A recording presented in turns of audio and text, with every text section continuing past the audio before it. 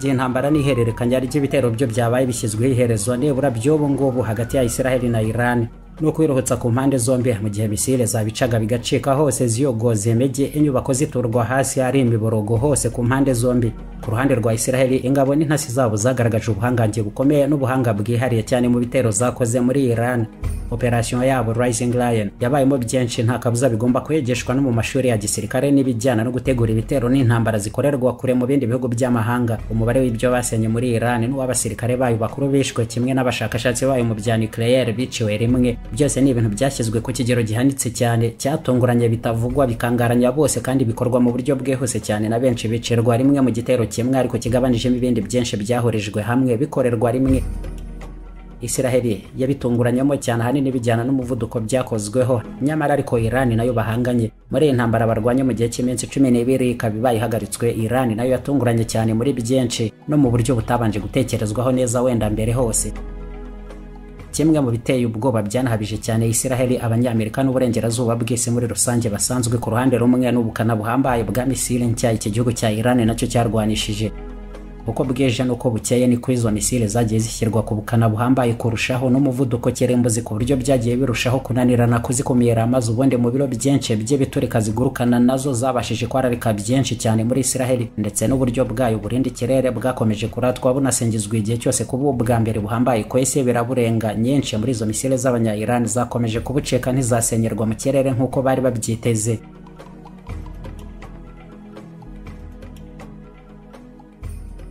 Muri rusange muri ibyo byose ikigarukwaho cyane kuri iyi ngingo nuko bisa naho Iran nayo yanditse amateka mashya, amategeko mashya yo kurwanisha izo misile ubwazo. Muri Operation True Promise 3 ingabo z'impinduramatwara za Kiislamu muri Iran IRGC nazo niho noneho zaboneye uburyo bwiza bwo kugerageza zimwe muri izo misile zabo nshya zikoranabuhanga rishya rigezweho bitize igisekuru gikurikiyeho kandi zisenya rihambaye cyane nka Sejil 1 na 2. Izi abanya Iran bazikoze mu buryo buhuzwa neza n'intambara za Israel, babanza no kwiga ku buryo burinda ikirere bwose bwa Israel buzwiho n'ubundi kugirwa n'ibice byinshi bigerekeranye mu kirere cyabo ku buryo misile nyinshi zacika igice cya mbere cy'ubwirinzi bwabo ziba zasenyerwa mu gice cya kabiri gikurikiraho hakaza ariko kandi n'icya gatatu mbere yo kwitura ku butaka cyangwa inyubako zaraswaho. Ni misile nk'izo muri ibi bitero byose baheruka guhererekanya na Israel, Iran yagiye irasa zagera mu kirere cya Israel nabwo zigakomeza kugenda zigabanyamo ibindi bice byinshi ku buryo bitwara birinda ikirere nabwo bibura ibyo byarasa n'ibyo byareka, bikarangira noneho bimwe muri ibyo bisasu byegabanya muri izo misile bisandariye hirya no hino muri Israel.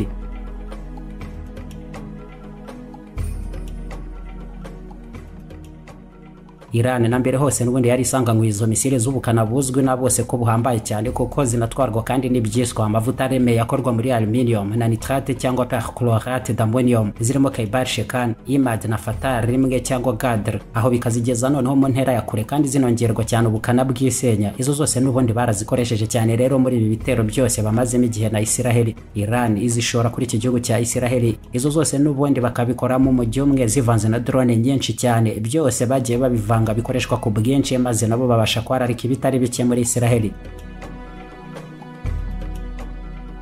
Israel nayo muri operation yayo kuri Iran Rising Lion yagenzuye igice kinini cy'ikirere cya Iran ihera ko yemeza ko yasenye ibitwaro byinshi byayo bikoreshwa mu kurasa izo misile, ariko ingabo za Iran nazo ntizigeze zihagarika kubavunderezaho izo misile zose. Ikigero aba banya Israel bashyizeho isenya ryabo muri Iran uko bagiye bagaragaza ko kiri hejuru cyane, nyamara ni nako bwacyaga izo misile ziraswa kuri Israel ku bwinshi n'ubukana bwo hejuru kurushaho. Ibyo byose byagaragaje ko ubwo zimwe muri izo ntwaro abakoze ibitero byabo kuri Iran niba batarabeshye ko bazisenye kandi atari byo, ubwo nyine baba batarigeze ahubwo banamenye iyo zibarizwa ngo zihakoresherezwe zirasa izo misile zose kuri Israel.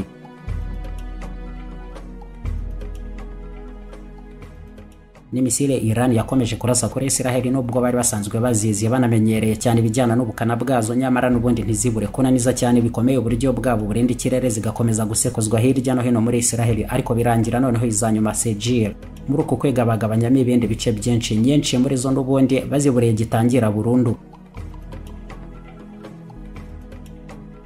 N'intambara rero irangiye mu byagaragaye byose ubuhangange bwa misile z'iki gihugu cya Iran n'ubundi bigishimangirwa neza ko buri mu bwa mbere buhambaye buriho kwese, nubwo kenshi bo banazikorera iwabo ku giciro gito gishoboka zinagereranijwe n'izikorerwa mu bindi bihugu by'uburengerazuba bw'isi mu Burayi no muri Leta Zunze Ubumwe za Amerika ubwaho cyangwa iz'aba banya Israel bahanganye nabo bikorera. urugendo misile za Iran zikora zirasirwa muri icyo gihugu kugira ngo zizagere muri Israel twarugarutseho ubushize. Kugira ngo misile imwe yonyene izabashe kugira aho isandarira muri Israel yarasiwe muri Iran ntisenyerwe mu kirere, ibyo ni ibintu bihambaye cyane ku buryo niyizirenga 100 zasenywa ariko imwe gusa cyangwa ebyiri akaba arizo zigera ku ntego nabwo birihariye cyane. Misile zikirasirwa muri Iran zerekeza kuri Israel, ako kanya bwa mbere na amato y'ingabo z'abanyamerika mu kigobe cy'Abarabu agerageza kuzitangirira aho zigisohoka mu kirere cya Iran ngo abaraho zisenyerwa, zayacika ayo mato y'intambara y'abanyamerika zikabasha kuharenga. Noneho n'ibitwaro byinshi birinda ikirere abanyamerika bakwirakwije hirya no hino mu birendero byabo muri Iraq bitangira kuzirasa ngo zisenyerwaho, zaharenga nabwo bakazirasira mu kirere cya Yordania, aho icyarimwe hanahagurukirizwa indege nyinshi za F-35 abanyamerika bafite muri ibyo bice ngo abarizo noneho zirasi izindi misile zizisanganira zisenywe, kimwe n'andi mato y'intambara y'abanyamerika ahabarizwa. Aho hose misile za Iran noneho zaharenga. Mbere n'ubundi yo kwinjira mu kirere cya Israel harandi mato y'intambara y'abanyamerika hafi aho ngaho muri Mediterania n'ibirendero by'ingabo zabo zirwanira mu kirere baba bagomba kuzipima ibindi bisasu by'uburyo bwabo burenda ikirere buhabarizwa. Aho hose noneho misile za Iran zaharenga zikabona kwinjira mu kirere cya Israel, aho uburyo burenda ikirere bwabo nabwo buhambaye cyane buba buzitegereje n'ubundi zikiri kure mu birometero byinshi. Muri urwo rugendo rwose niyo rero Iran yarasa misile 100 zose imwe gusa akaba ari igeraho yitora muri Israel, biba ari ibintu bihambaye cyane binarenga ahubwo abanyamerika ubwabo na Israel ntibabyumve neza uko byashoboka. Mu gihe biniyongeraho ko ubwo bo baba bakoresha ikoranabuhanga rihambaye rya miliyari nyinshi z'amadolari, mu gihe Iran yibikoresha misile yikorera ubwayo yonyine no ku giciro gito cyane gishoboka.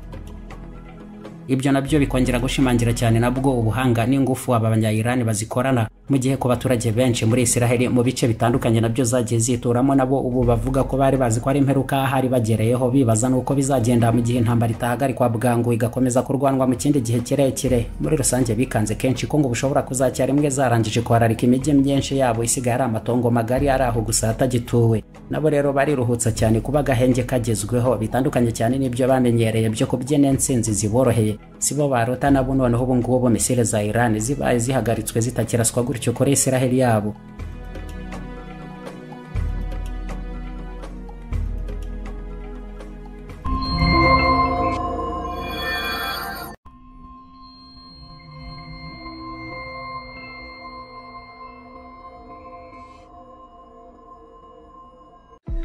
Inzozi Park, ihuriro ry'ibirori, ubukwe, inama, kwiyakira n'imyidagaduro.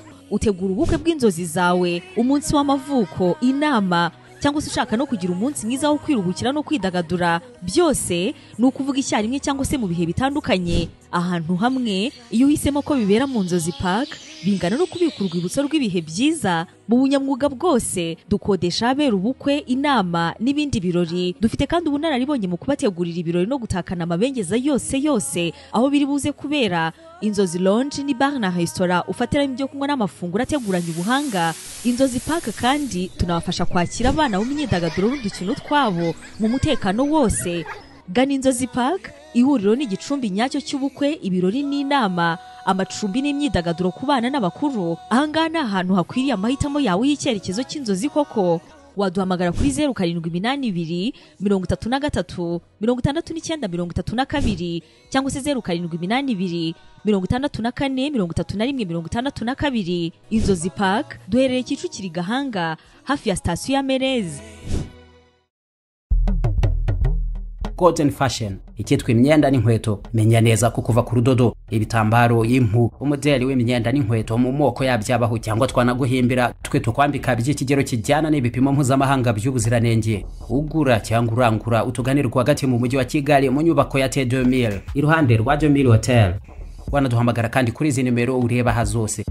Ikaze muri Golden Fashion, uruganda rukurimbisha nyabyo. Tugereho maze useruke mu bandi waka nk'inyenyeri ukeye nk'ipamba abandi bumirwa. Ibanga ariko ni iryo nta rindi. Golden Fashion.